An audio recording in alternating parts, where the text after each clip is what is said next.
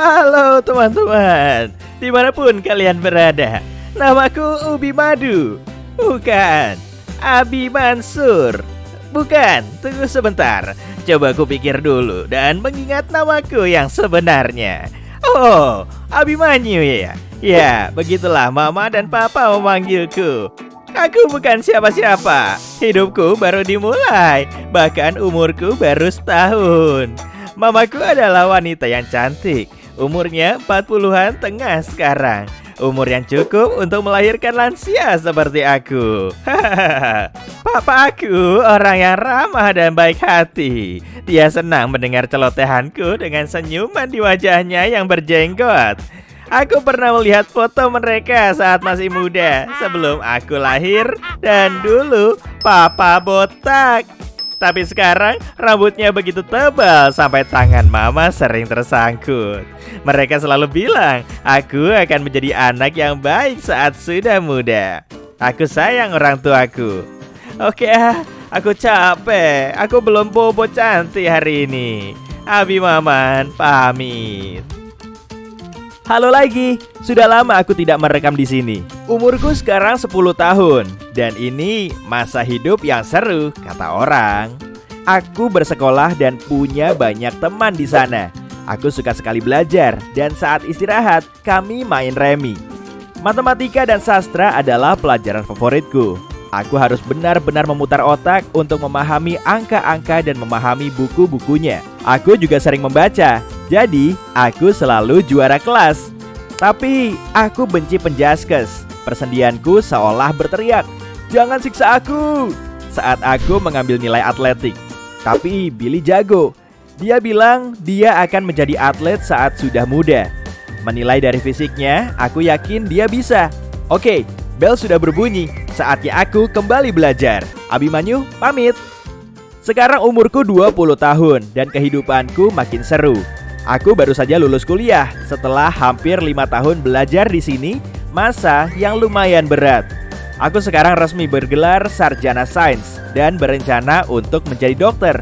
Tapi aku tidak yakin mama dan papaku akan bahagia kalau aku jauh. Mereka sudah terlalu muda sekarang dan aku khawatir mereka akan kenapa-kenapa kalau aku tidak di rumah. Papa bahkan pernah ikut pesta dan tidak kembali selama 3 hari. Mama khawatir setengah mati saat itu. Papa pun ditampar keras saat akhirnya pulang. Tapi mereka langsung berbaikan lagi. Masa muda memang penuh gairah. Saat sekolah, aku sempat membenci penjaskes. Tapi sekarang aku suka. Setiap ada kesempatan, aku jogging di taman dekat rumah. Dan bahkan meminta orang tuaku membuatkan keanggotaan pusat kebugaran untuk ulang tahunku. Senang rasanya merasakan tulang-tulang tuaku tidak berderit lagi setiap harinya. Oh, sayangnya aku harus lari lagi sekarang. Sampai jumpa 10 tahun lagi ya. Abimanyu pamit. Hey, kamu tahu betapa susahnya merawat orang tua usia 20-an? Yang ingin mereka lakukan cuma menggelar pesta bising di rumah, menginap setiap akhir pekan, dan saling bertengkar karena hal-hal sepele. Setiap kali aku meninggalkan rumah untuk ke kantor, aku takut akan melihat apa di rumah ketika kembali sore harinya. Suatu hari, aku pulang dan bahkan tidak bisa membuka pintu depan karena salah satu teman mereka sedang asik tidur siang di beranda. Dan setiap kali aku mencoba membahas topik ini dengan mama atau papa, mereka mengecapku tidak peka. Tidak peka.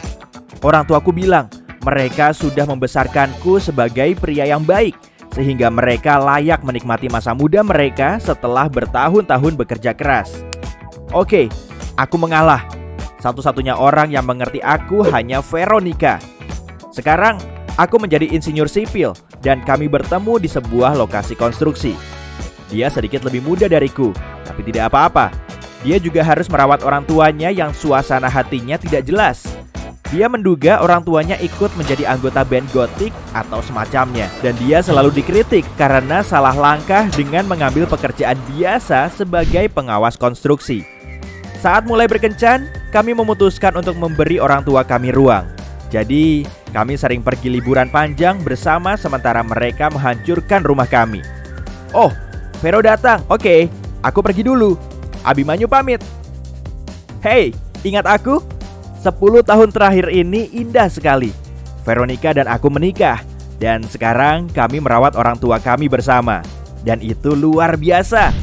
Sekarang mereka semua berumur 80-an dan menyibukkan diri di taman kanak-kanak saat kami bekerja. Dan kami sering mengajak mereka ke restoran, pesta gelembung, serta ke taman hiburan. Mereka sudah mendapatkan tunjangan pensiun dan mempercayakannya kepada kami. Mereka bilang, kami adalah anak-anak terbaik yang pernah ada. Dan aku bangga sekali saat mendengar ucapan orang tuaku. Bahkan, ini adalah hari ulang tahun mamaku.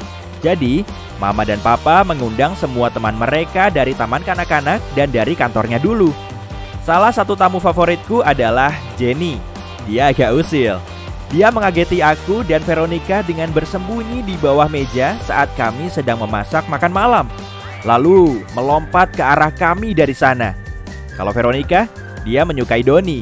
Bocah tua itu awalnya tampak sangat serius, tapi senyum kecilnya menunjukkan banyak hal tentang sifat aslinya. Dan aku punya kabar terbaik untuk menutup pesta.